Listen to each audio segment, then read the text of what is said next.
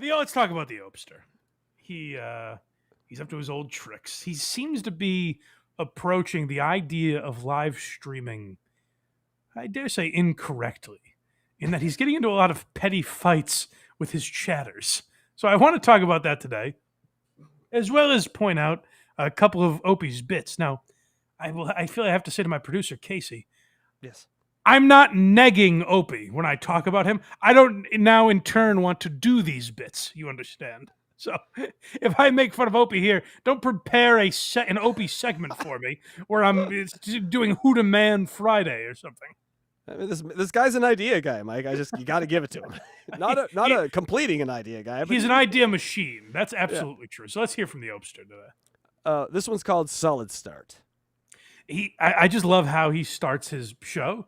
I guess you could say it gets repetitive, but I think the brilliance of never changing is really where Opie shines. Like, it's amazing to do this every single time, and it represents the fact that he has nothing to start his program. Cecilia, you're breaking my heart. Da da da da da da da da da da da, something like that. Good morning, everybody. Welcome to my live stream. Way out. He really is the Art Garfunkel of Opie Anthony. Yeah. He has nothing. That's a good one. He has nothing to say. This fucking guy. He's so he opens the show with noises and you're breaking my heart. Well, that's worth it, Fred. I said it differently than you would say it. Mm-hmm. Island, we got a windy day at the ocean behind us. Oh my goodness. I want to ask you a favor. Don't ask me about my AC. Okay. We will get along if you don't ask me about my AC. Again, I love the accent because, like, you could look at that on the surface and say, Opie has nothing to say. He wants people to ask him about his AC. But for those that don't know, Opie's air conditioner has been broken. And that that is the focal point of his show, really, the last few weeks, has been his saga with trying to get his air conditioner fixed. Now, listen, I'm on a show where maybe if you explained it, it would sound ridiculous, or you wouldn't be able to wrap your head around why that's entertaining or funny or whatever. But when you're listening to it, it actually is funny. Don't worry about that with Opie. If you're wondering, if you're like, Mike, you're probably doing it a disservice. You're just saying he's talking about his AC. But that can't be all that there is. There must be layers to this bit. No, it's him going, I called the fucking guy today and he didn't get back to me. So my AC is still not working. And he kills about 20 minutes with that conversation. I'm working on the bit. Which of your appliances isn't working today for the Blind Mike project? We'll have that next week. So you might say, on the surface, that's not particularly interesting. But did you hear the way he said AC? That's not AC. There you go. That's funny. That's comedy. Anthony Jeselnik should have been doing this at the watch shop. Yes. Rolex? What's a Rolex? And then I'd be going, now he's a comedian. Opie's in a singing mood in this one, as we already heard. All right. Let me hear more from Art Garfunkel. Every summer we get about a week to 10 days to ourselves, and it's nice, but it's weird when you have a routine with kids where you focus so much on the kids, and then they're gone for a week or to 10 days. You're like, what do you want to do first? Crazy. I've never heard parents say that. People that have kids, leave a comment in the chat, or if you're watching this later, leave a comment. If you're a parent, is that time consuming? Is parenting, when you become a parent, does your kid take up a lot of your life? I've never heard anyone mention that before. Oh, I know what I want to do first. Is that what you want to do? Of course it is. Let's go. Oh, the Opster's fucking. Go back. I stepped on Opie again. God damn it. The Opster's doing some fucking. He's putting it in and leaving it in. Days you're like, what do you want to do first? Oh, I know what I want to do first. Is that what you want to do? Of course it is. Let's go. Yeah. Cecilia. Electra, how wet are you right now? What a turn on. Of course it is. Let's go. Get in bed. It's like a slip and slide over here. Open that pussy up. Wow. For those of you that weren't already sliding off your chair, we're about to get into a little more music. You're breaking my heart. But da, da, da, da, da, da, da. This is moments later. He's like, man, that singing bit was so good. I got to go back to it. It's a callback. Something like that. I'm trying to figure out the words to this song I'm writing. I got the title Cecilia and I got the beat, but I don't know anything else yet. Is that, we've done this before with people like John. Is it a meta bit? The fact that he's singing a Simon and Garfunkel song, is it an extremely meta bit? Like he's saying, I'm Garfunkel? Or am I thinking too much about it now? If Art Garfunkel walked behind him as he was singing it, then it might be. Then you might have something there with the meta. He gets a song in his head every day, and he regales us with it, but not in full. He just kind of hums it for a decent chunk of the program. Like this happens 3 or 4 times. Really, it's just watching a guy in an insane asylum through a window. I mean, I'm not saying it makes up multiple minutes of the show. Like time-wise, it's fairly insignificant, but he does keep going back to it in a way that's like, why is he doing that? Again, I'd love to interview Opie because I want to ask him about so many of the things that make him tick. I'm curious about so many of them. it's like a SNL skit, bad idea OCD. A person that only just goes back to the bad ideas. He vomits them at you, yeah. That's this is a trigger warning, Mike. I got to give. Oh, look out, everyone. Hold on, everyone.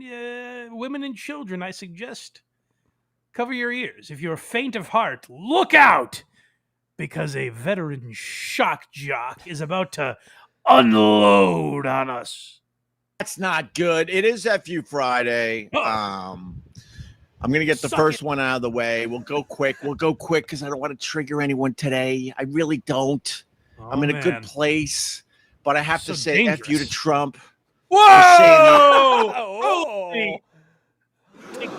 You're gonna warn me to take my headphones off when you play stuff like that. No one. I mean, they don't allow that type of stuff on mainstream media. Certainly, no one in the last 10 years has talked like that. Trigger warning, everyone. I don't want to trigger anyone out there, but hey, Trump, F you. Well, Man, this Viacom's guy's dangerous. not gonna hire him from that late night show now. No wonder CBS got rid of this guy. I mean, this is a guy, he went from having a couple bang in a church to saying, F you. That's our president, Opie. Have you no boundaries? The Have you no Epstein common files decency? are a hoax. No, they're not a hoax, and it's not going to go away anytime soon. The one thing we're all in agreement in America is that we hate adults that do things with kids. Hey, We're all in I'm not going to allow that kind of talk on my channel. agreement, except Now, for the hold people on, that to be fair, I can't get all hot under the collar about this. Opie did warn me. If you're a sensitive bitch, you can turn off the show right now. Hey, weather forecast for you.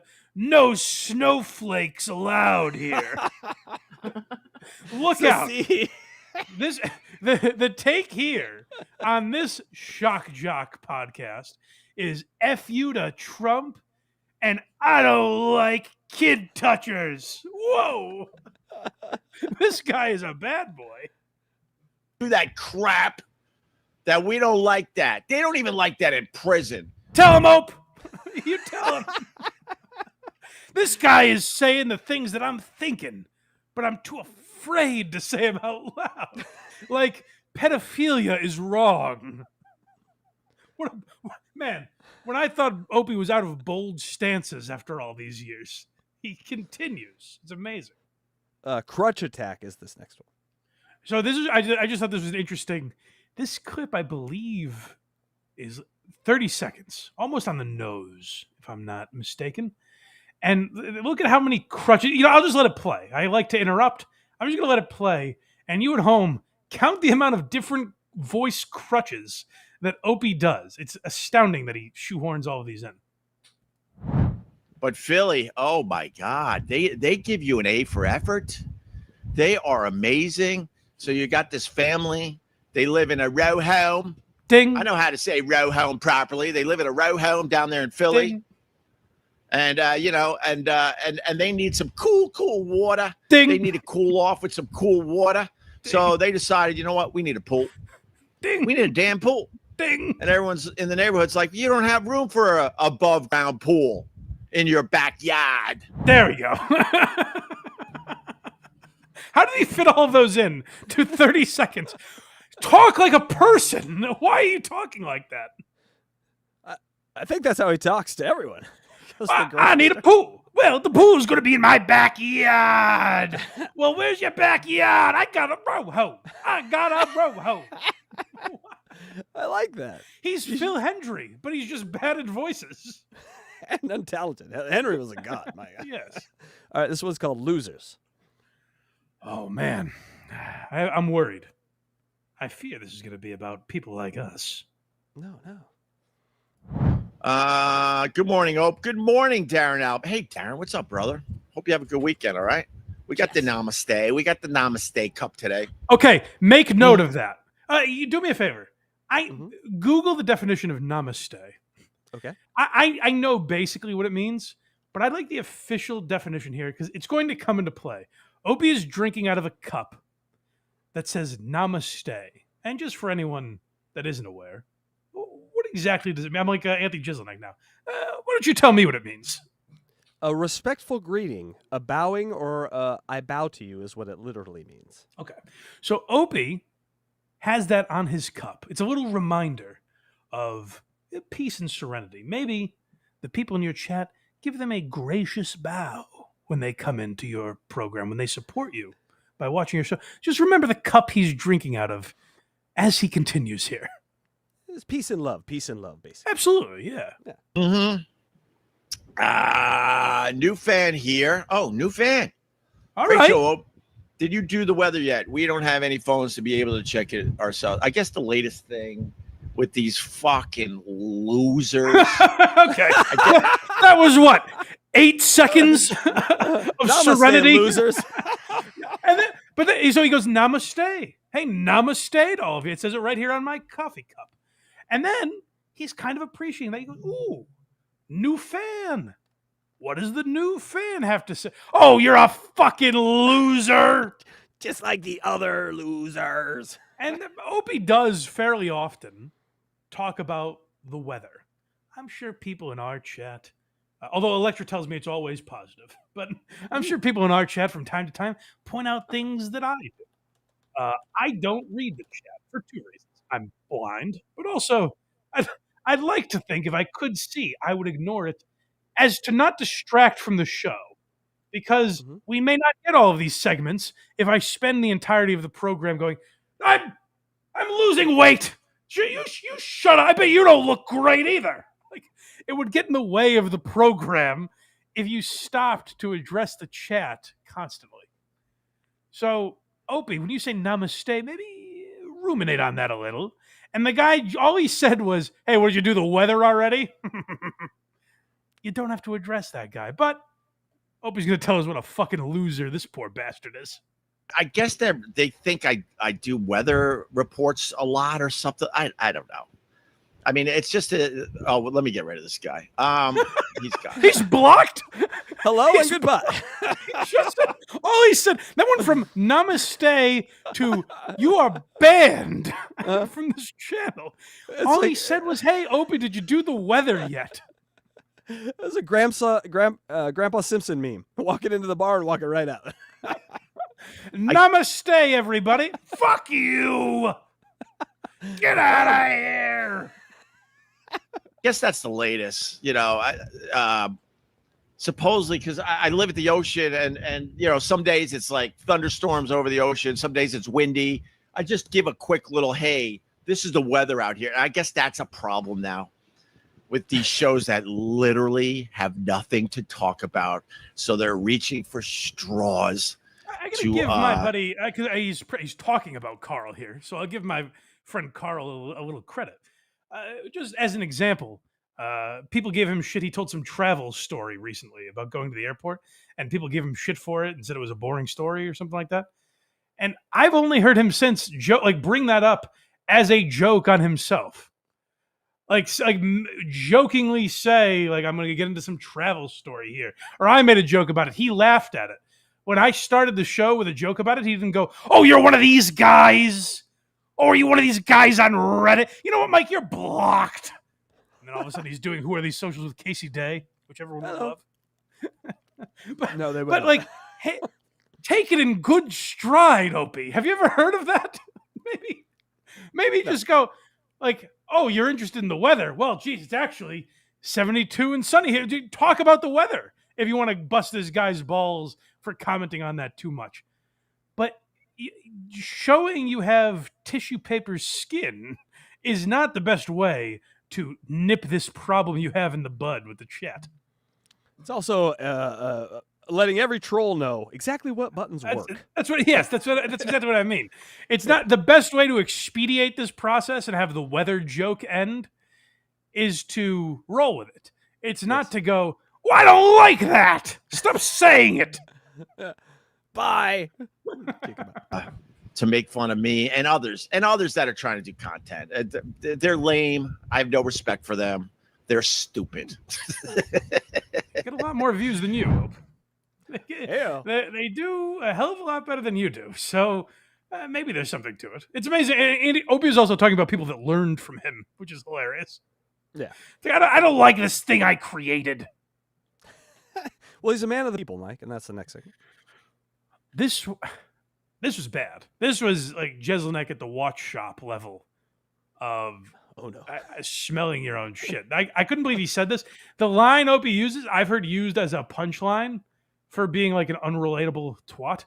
But Opie seems to be genuine here when he's talking about, the problems he has, and he's got bills to pay, and he's a regular Joe. Here's how much of a regular Joe he is. So Fred came over. He gave me a brand new unit.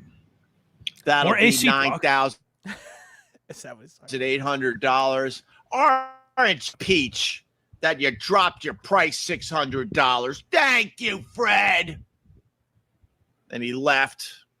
I go, by the way, don't cash the check for a couple days. I got to move some money around. I'm just like you. Wait, no, I'm just like you. It's the same shit you deal with. How many? No, show of hands. How many of us held Opie up as a king? Well, he certainly can't relate to any of our problems. I get he made a lot of money, but the idea that he actually said, I'm just like you. Like, it's literally a Joe List punchline when he's doing a bit where he thought someone was recognizing him and they weren't.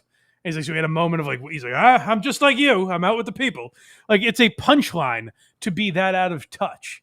And Opie's like, guys, come on. I'm just like you. You probably look at me unwashed and spiraling out of control on a live stream, yelling at one of the 34 people I have watching me and blocking them. You probably look at me and think, man, that guy's got it all. What doesn't he have? He doesn't deal with common problems. And Opie assured us, hey, I'm just like you guys, When you cut me, I bleed. This motherfucker is so lucky he is not coming up as a streamer right now. He would be, that money would never exist. Well, we wouldn't know who he was. That's that's the crazy thing about Opie's level of talent is like, if Anthony were coming up right now, like Anthony actually, in a way, I think has like kind of a separate audience. I'm going too extreme. I think most of his people probably listen to the Opie and Anthony show, but like he's created kind of a new world, like this political realm that he's in is kind of a totally different world. Like and he's good at it. Like if he was coming up now, he probably wouldn't be as successful, I guess, just talking about politics, if he wasn't Anthony from the Opie and Anthony show. But I think he would have found a niche following, Does that make sense the way I'm saying it? Yeah. I think you hit on something is that like good bands will evolve with their audience. And so like the stuff that you listen to earlier that's angsty and stuff, later you're like, is more thought out. Yeah. So Anthony's fans grew up and got into politics and stuff. And so Yes. he's like, let's talk about this. Opie stayed. And I would say, yes, exactly. And even if Anthony was a 28-year-old saying the exact same words, I think he'd be like moderately successful in that realm, you know? Yeah, Even if people didn't know who he was. Opie has done nothing to you're absolutely right. That's I never really thought about it or internalized it in this way, where like, yeah, if Opie was coming up as a streamer now, he would have even fewer people watching. Which is none. It means no people will be watching. Yeah. Yeah. We'd watch just to see what is this weird. I mean, the fact that he's 100 millionaire or however much money he has just makes it like an oddity. No, but not even that. No one would have found him. We wouldn't have found him. His channel has 140,000 subscribers. Weather with Greg would not be found. and it's still hard to find. All right. Not bothered is this next one. Oh, that's good. Because I got to admit, in one of the previous clips, he seemed like he was getting a little ticked. So I'm glad he's looked at his cup. He said namaste. He's done a few of his chants, and he's back in the spiritual realm. Maybe he thinks namaste means leave. Like, namaste. It means you have to leave. Beat it. Yeah. What bothered you this week? Ope, are you just begging to get Jocktober now? Barnes and Noobs, you got to go too. What are you talking about? It's my staple bit I've been doing a long time. It gets people talking about stuff, and then it gives content. If you're wondering, you're thinking the way the context is here. You guys are probably thinking he's saying Jocktober is his staple bit. No. It seems Barnes and Noobs. He's being a little dismissive of FU Friday and Who Da Man. Barnes and Noobs is like, is this really what you're doing? Jocktober type of bit? And Opie's going, hey, it's my signature bit. It's what everyone knows me from. Yeah, that's definitely why they're watching. They're like, God, I got to wake up early tomorrow. Who do you think Da Man is going to be? Honey, who are your guesses? Who's Da Man this week? I got rid of him too, man. Good. That's good. Now all your problems will go away. Finally, Barnes and Noobs has been taken out with the trash, and now, man, you can't stay. All of Opie's cares have gone with him. See ya, Barnes and Noobs, and see ya, Hassle, because now I'm finally rid of the negativity in this chat. I've done it with one block. Believe it or not, I don't pay attention to losers online like trying to beat me up on a regular basis. It's gay. What? It's gay. I would hate to be gay. Oh, would that bum me out so much if I was gay? But Opie's like, hey, I don't pay attention to stuff. I mean, I do happen to know that what all these guys do is make fun of the fact that I talk about the weather. And I know that they're saying I get Jocktobered for doing these bits. And I actually know that they stole Jocktober from me. And I know that they talk about me and Stuttering John and all these other things that I know that they do. And I know that their entire show is about guys like me. But I don't pay attention to any of that, man. I just know a ton about it. Gay. It's gay. Hey, stop it. Stupid. Hey. That's mean. They've done nothing. Nothing. All right, you know what? This guy's blocked. Casey, block him. I don't want this guy on my show anymore. He's calling me mean names. Blocked. Or careers. Nothing. Literally nothing. They've never been in the actual show. Not literally, but. So why would that bother me on any level? I think it's lame. Good. It doesn't seem good. Stop talking so I can tell you, Opie. It doesn't seem like you're bothered. It seems like you're really unbothered by it. Most unbothered man I've ever seen. He really is. These mental breakdowns that he has every episode are the mark of a guy who he's just floating in the wind. You know, wherever that breeze takes him is where Opie's going to land. Don't matter. And our final Opie here, try hard. Yeah, which I've always found to be an odd insult. People say you're a tryhard. Oh, I get that all the time. hey, you put effort into what you're doing. Fuck off. But Opie accuses someone of being of trying too hard here.